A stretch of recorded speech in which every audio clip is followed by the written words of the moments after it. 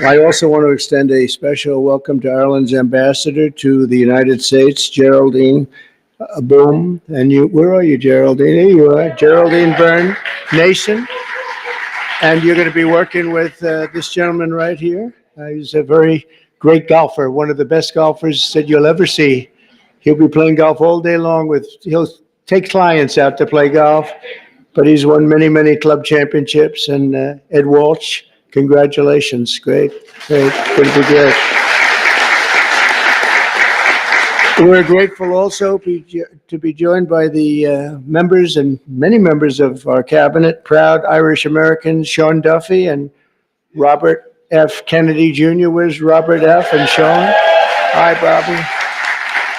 I knew that, let's see, Duffy we knew, and Kennedy we knew. Some of you, I wasn't as sure. Pam Bondi, I don't know. Are you Irish? Are you Irish?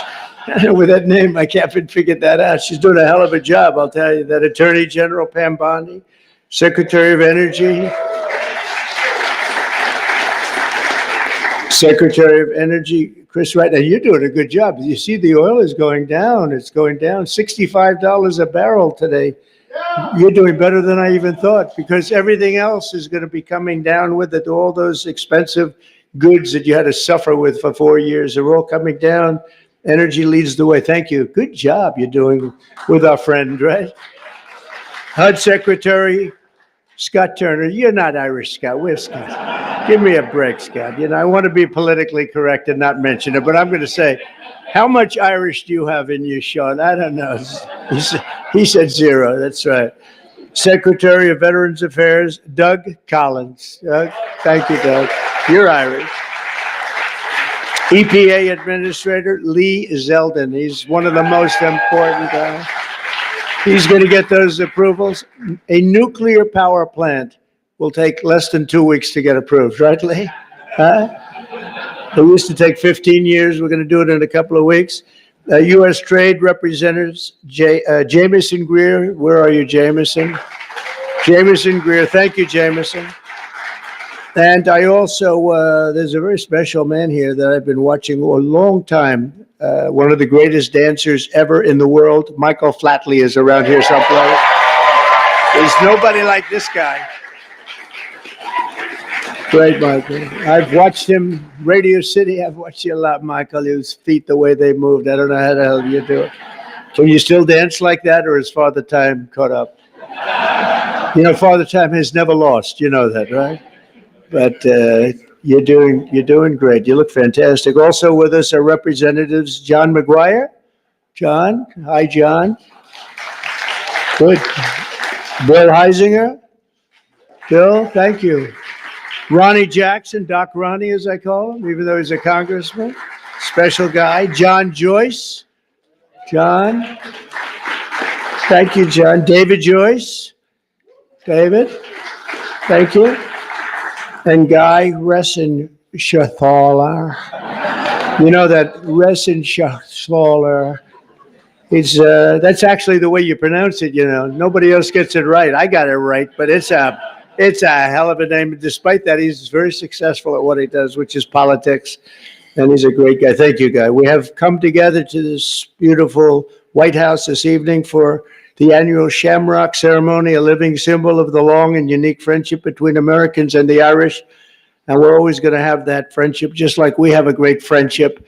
We'll always have that very special friendship. This wonderful tradition dates back to 1952, when the first Irish ambassador to the United States sent President Truman a box of shamrocks as a gesture of goodwill. You hear that, Walsh? The first. You're not the first. I don't know what you are. What number are you? Do you have any idea? It's been a long time, right? Let's see. I could figure it out pretty easily. The bond between our nations is the old America itself, and it is as old as our country. So many Irish volunteers risked their lives in the American Revolution, and George Washington described Ireland as, quote, the friend of my country in my country's most friendless day, meaning Ireland stuck with us when we were not doing so well, when it was looking pretty bad. Irish heritage gave us the boldness of Andrew Jackson. I didn't know Andrew Jackson was Irish. The brilliance of F. Scott Fitzgerald, Henry Ford, and Walt Disney, and the leadership of the late, great President Ronald Reagan.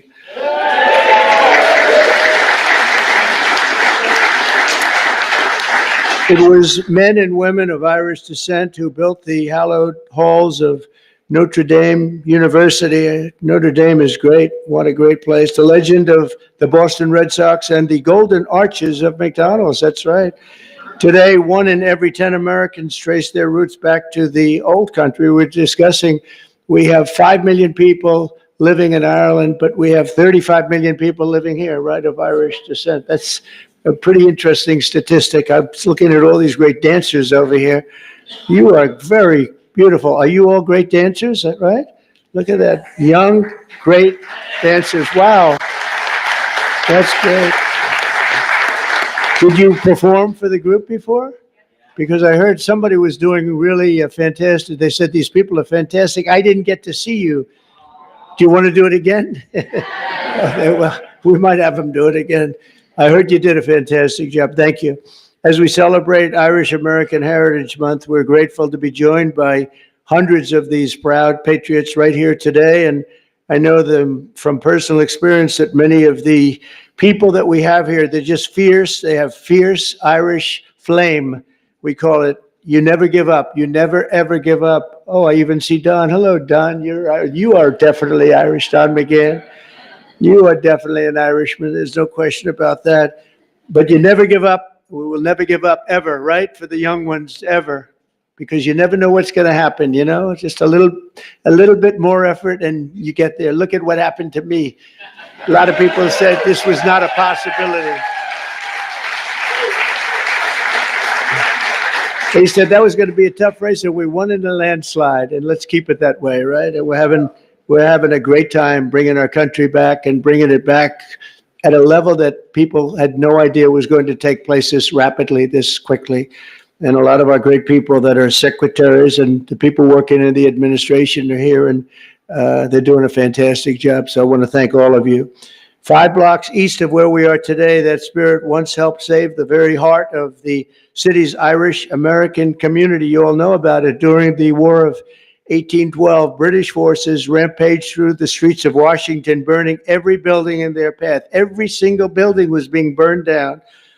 Almost everyone fled, but not Father William Matthews of St. Patrick's Church, which was built to serve the Irish workers who came to build the Capitol and the White House. They were building the White House, and they formed a great bond. And they were doing the pretty important buildings, the White House and the Capitol. I would say that's about as good as it gets. As the fire spread, the priest in the group of his parishioners said that we're just going to have to barricade ourselves in. We're going to have to do something because it's really bad. It's really dangerous in here. And inside the church, they climbed to the roof, armed with only buckets of water. That's the only thing they had. And the other thing they had was faith in God. They had a big faith in God. They said, God will never do this to us. Risking their lives, they defended the church. And more than 2 centuries later, St. Patrick still stands as a beautiful testament to their incredible resolve and bravery, and the patron saint of the Emerald Isle. And that's what it is, St. Patrick. So we have St. Patrick's Day, and we remember their courage, and we honor the bravery of countless Irish Americans who have kept our country safe, strong, prosperous, and free. And I made a little talk with my friend right behind me before at the Capitol, and they gave me one statistic that they don't have here. I thought it was an amazing statistic. 50% of the people that won the Congressional Medal of Honor were Irish. Can you imagine? And I want to check on that, because that sounds to me, it's just that. I want to, Pam, would you please have that investigated? Because how is that possible? Seriously, how is that possible? I was very surprised to see that, Mary. Would you agree that that's possible? With the Irish, anything? With the Irish? Now, think of it. The Congressional Medal of Honor is the highest award you can get in this country.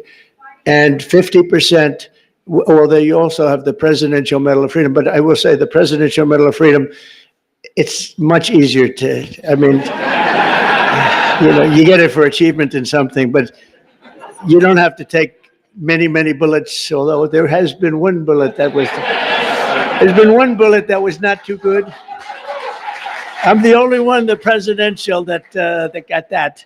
But think of that: 50% of the people that received the Congressional Medal of Honor had Irish heritage and were involved in some form with the Irish, and that's pretty good. That's a pretty big statement.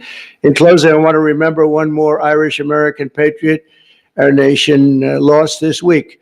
In 1979, Anthony R. Dolan, some of you know that name, a lot of the people that work in the White House know it very well, became the youngest ever Pulitzer Prize winner for his reporting on government corruption in Stamford, Connecticut.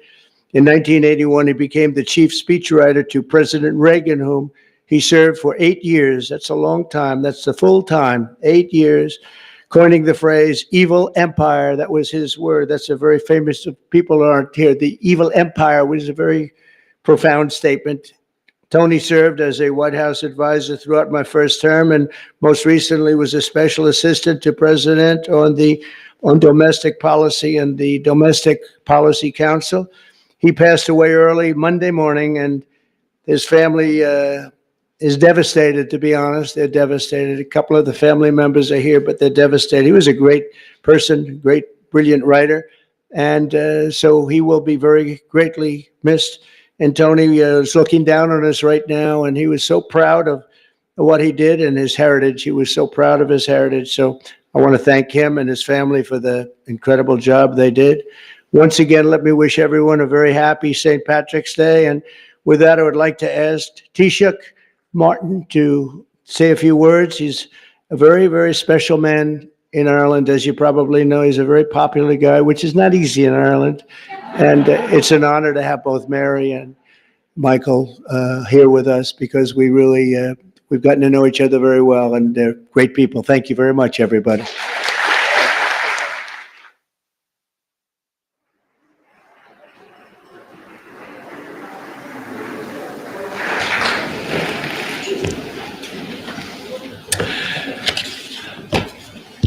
President Trump, distinguished guests, it is a singular honour to represent the people of Ireland as we gather to celebrate St. Patrick's Day.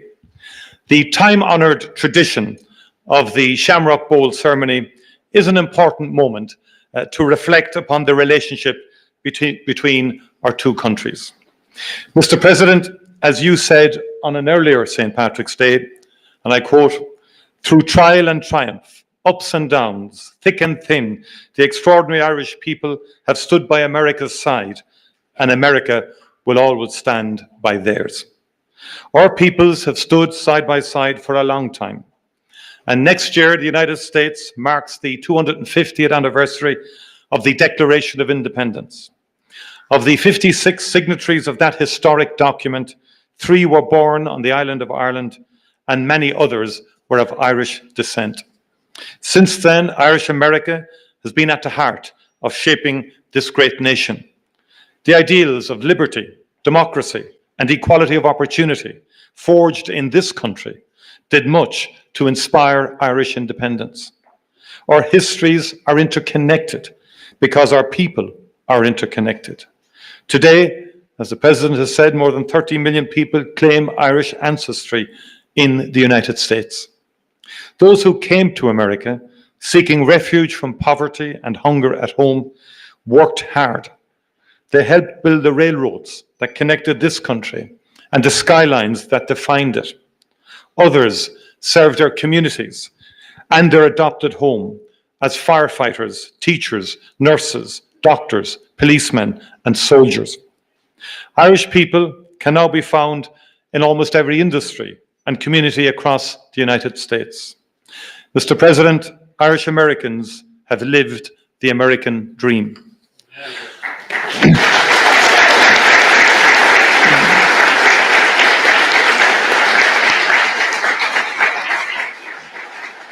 I saw that for myself earlier this week in the great state of Texas, where I met Governor Greg Abbott, attended South by Southwest, and learned about exciting economic opportunities that abound in the Lone Star State.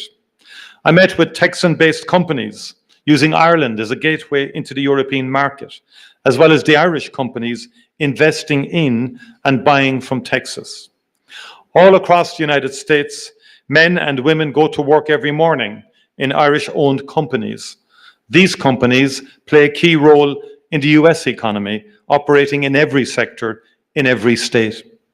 Some of your great American manufacturing companies count Irish buyers as their top client, with order books worth many billions of dollars supporting the jobs of thousands of fantastic American workers. Ireland is now in the top 10 as a source of foreign direct investment in the United States. Not bad for a small island.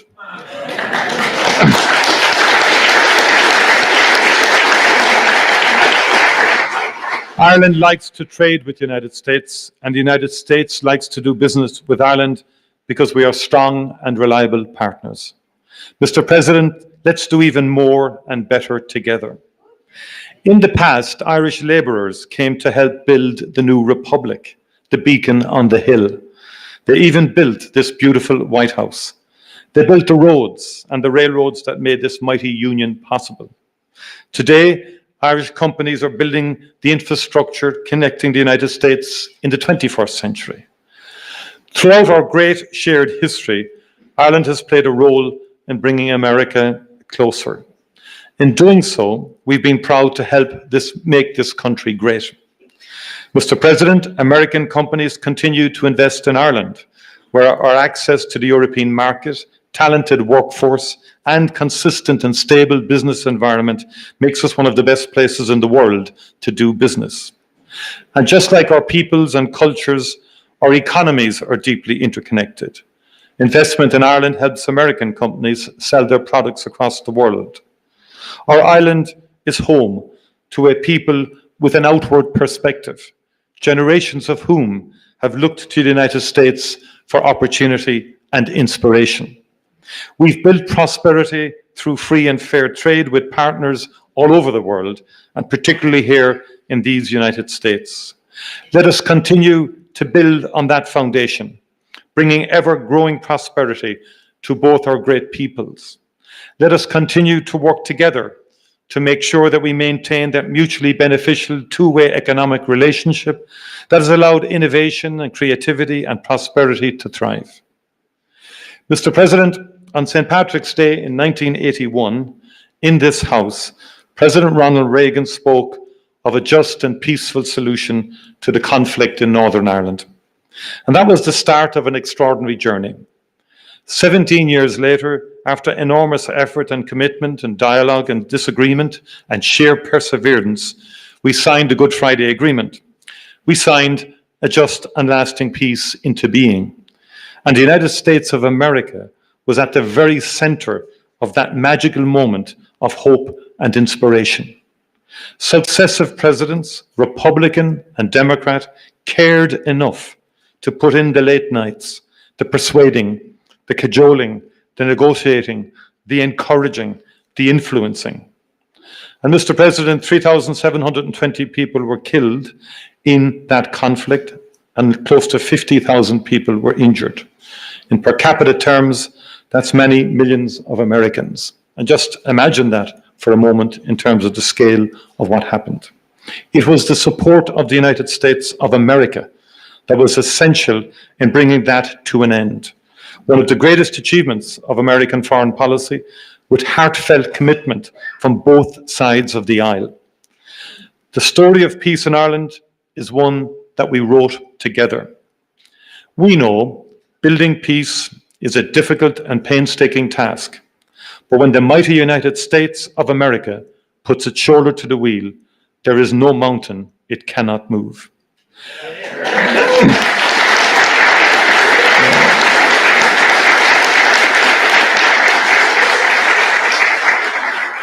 Mr. President, I welcome the unrelenting focus and energy you have brought to the search for peace in Ukraine and in the Middle East since your first days in office.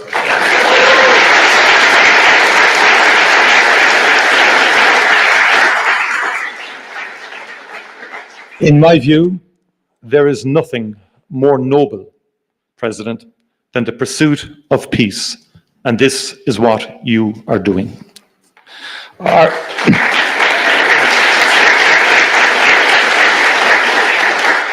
Ireland is ready to work with you and our international partners to end conflict and especially to bring just, lasting and sustainable peace to the people of Ukraine and the people of the Middle East.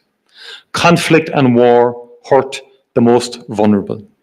Too many children in particular have died in Gaza, in Israel, in Sudan, and too many children have been abducted in Ukraine. Let us together never cease to strive for peace, prosperity and opportunity for all the world's children. That would be an extraordinary achievement for the transatlantic relationship and an extraordinary legacy for the ages. Mr. President, County Clare is one of the most beautiful places on this earth. And Doonbeg is one of its finest jewels. One of Ireland's finest poets, and we've had a few, as you know, wrote of the beauty of County Clare along the flaggy shore in September or October, when the wind and the light are working off each other. And Heaney wrote of how Ireland can catch the heart off guard and blow it open. I have been to that part of Clare, and I know that that is true. Mr. President, I hope that we can welcome you to Ireland soon to catch your own heart off guard. You know better than anyone the beauty of Doonbeg, a place that would take anyone's breath away. Gorov Mila Amahagut, Banachdi na Fela Podrig Oruv Galer. Thank you very much indeed, and happy St. Patrick's Day to you all. Thank you.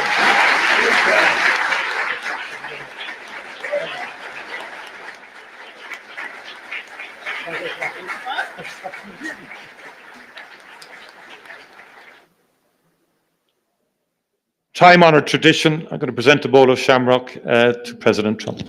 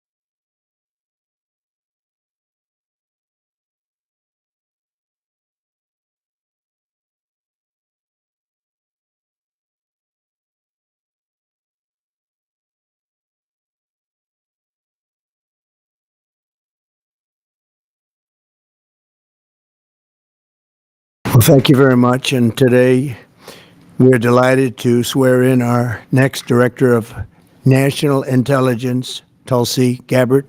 Most of you know Tulsi. She's a fantastic woman. Tulsi, I want to just congratulate you, your husband, Abraham, your sister, and all of your friends. A lot of friends here. You have a lot of friends. I noticed that, huh? I'm grateful. They were all fighting for you. It worked out very well. Tulsi Gabbard's an American of extraordinary courage and exceptional patriotism. She's devoted her entire life to public service, and I've watched her for years on different shows and everything. I said, she's a woman of great common sense, and, we like the common sense. It's a word that's being used a lot. I think we started it in terms of politics, but it's a word that's used a lot. It's usually pretty effective, too, and you really are. I've watched you even on Larry King. You're very young. I don't know how you were Larry King, but you're very young. but you were, and you always had the situation covered properly. At 21 years old, Tulsi became the youngest woman ever elected to the Hawaii State Legislature. After 9/11, she joined the Hawaii Army National Guard and deployed abroad 3 times, and highly respected by everybody. So many people writing in letters saying she was so exceptional even then. She continues to serve as a lieutenant colonel in the U.S. Army Reserve, and Tulsi also served 4 terms in the United States House of Representatives, where she was a member of the House Armed Services Committee. She is a former vice chair of the National Democratic Party. Can you believe that? And here she is. That's very nice. We have a few of them. But she was never a Democrat. She was, at heart, she was a Republican. I watched her, and was a 2020 Democrat candidate for president of the United States. It's not easy, right? It's not so easy. People think it's easy. It's not easy. Throughout her service, Tulsi has always distinguished herself as a leader of the highest caliber.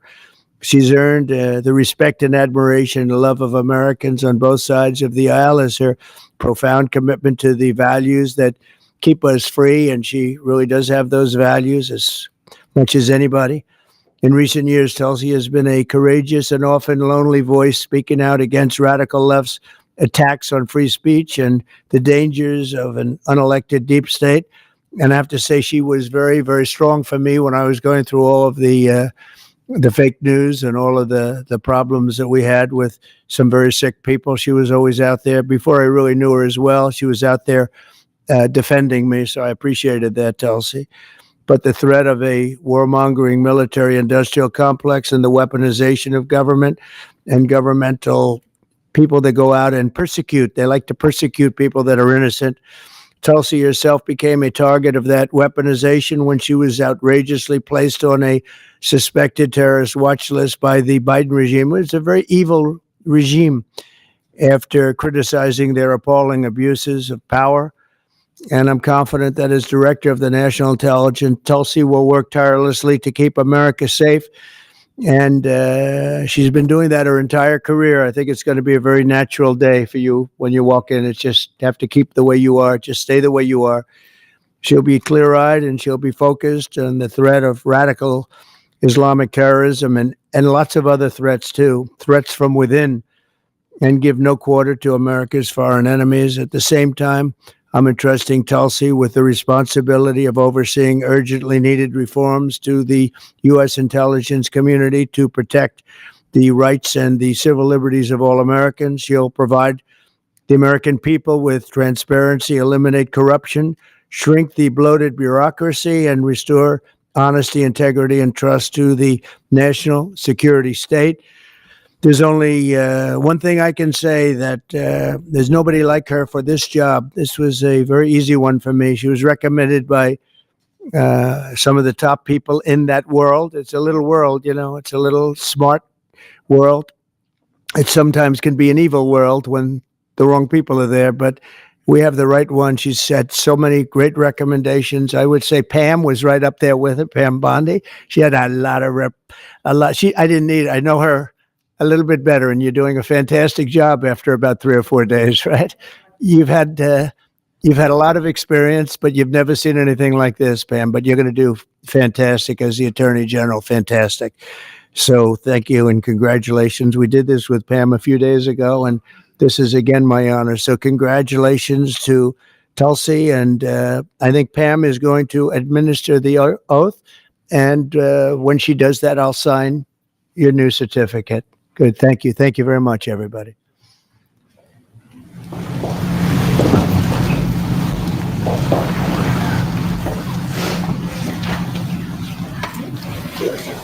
Please place your left hand on the Constitution and raise your right hand and repeat after me. I do solemnly swear I, Tulsi Gabbard, do solemnly swear that I will support and defend the Constitution of the United States that I will support and defend the Constitution of the United States against all enemies, foreign and domestic, against all enemies, foreign and domestic, and that I will bear true faith and allegiance to the same, and that I will bear true faith and allegiance to the same. that I take this obligation freely I take this obligation freely without any mental reservation without any mental reservation or purpose of evasion, or purpose of evasion, and that I will well and faithfully that I will well and faithfully discharge the duties of the office on which I am about to enter. discharge the duties of the office on which I am about to enter. So help me God. So help me God. Congratulations.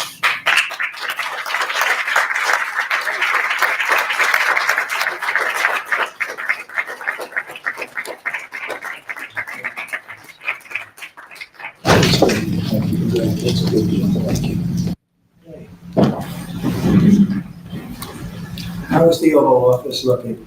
A little different look, right? It's the Oval Office. Yeah, we got a good one here.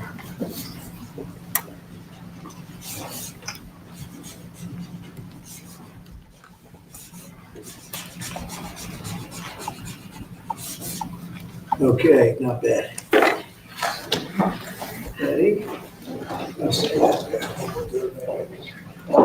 Come on here, Evans.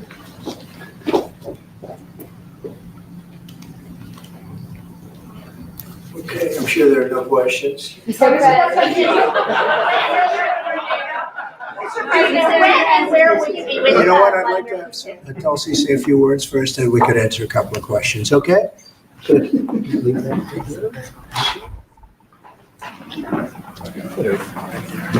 That's good. Mr. President, first and foremost, I just want to say thank you from the bottom of my heart for the trust that you have placed in me to fulfill this critical position as Director of National Intelligence at any time, but specifically during this time. Unfortunately, the American people have very little trust in the intelligence community, largely because they've seen the weaponization and politicization of an entity that is supposed to be purely focused on ensuring our national security. So I look forward to being able to help fulfill that mandate that the American people delivered to you very clearly in this election, to refocus our intelligence community by empowering the great patriots who have chosen to serve our country in this way, and focus on ensuring the safety, security, and freedom of the American people. As you've said, Mr. President, this is what I've dedicated my life to, and it is truly humbling to be in this position, to serve in your administration, help to rebuild that trust, and ultimately to keep the American people safe. Last thing I'll mention, that in your National Prayer Breakfast speech, you made a statement about your legacy of wanting to be remembered as a peacemaker. I know that I can speak for many of my fellow service members who are here today, veterans, Medal of Honor recipients, how deeply that resonates with us. For those who volunteer to put their lives on the line when duty calls, but to have a president and commander-in-chief who recognizes the cost of that sacrifice and ensuring that war is the last resort, not the first. So thank you for your leadership on behalf of my friends here and all who wear the uniform. We're grateful. Thank you. Tulsi. Congratulations. Thank you.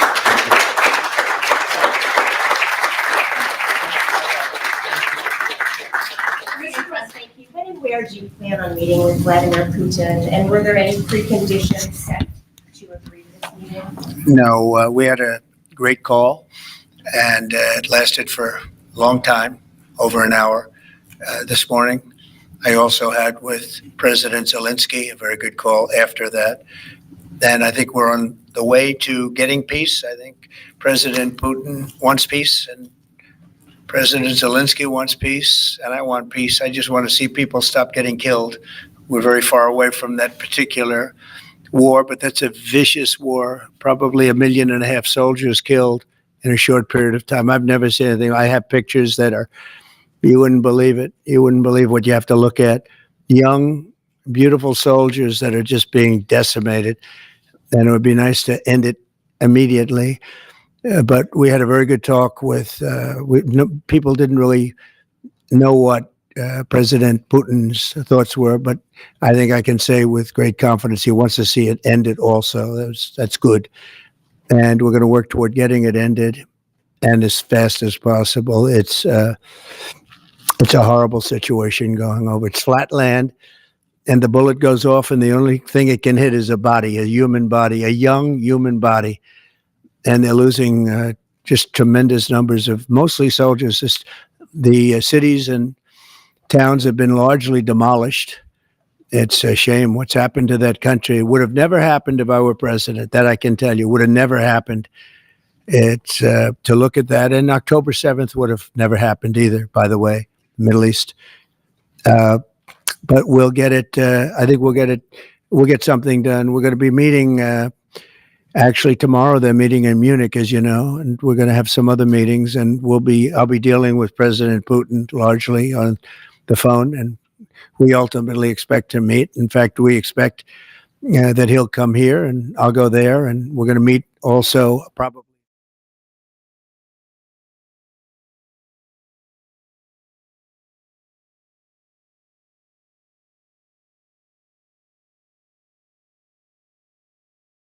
The president yesterday said if you don't respond to this email, you will be fired or semi-fired. What does he mean by that? Again, I've been asked to answer this question 3 times now. It is Semi-fired. but it's in the memo. The president again has